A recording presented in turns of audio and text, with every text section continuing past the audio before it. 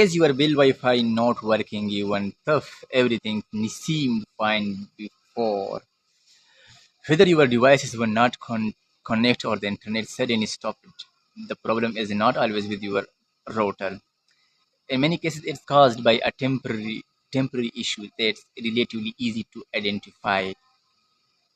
Uh, the possible reason is a service outage in your area, network maintenance, damaged lines, or unexpected technical issues can temporarily interrupt Bell internet service. If there is an outage, your Wi-Fi network may still appear, but it will not have an active internet connection. The issue could also be related to your modem or router.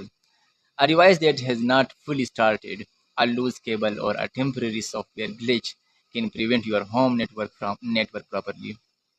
Restarting the modem and giving in a few minutes to reconnect may restore the connection.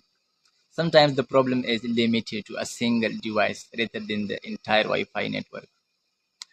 Try connecting another phone, laptop, or tablet to see if it has internet access.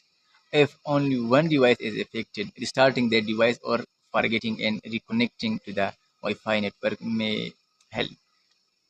If your connection is still unavailable, check the Bill app or your online account for outage notifications or service alerts.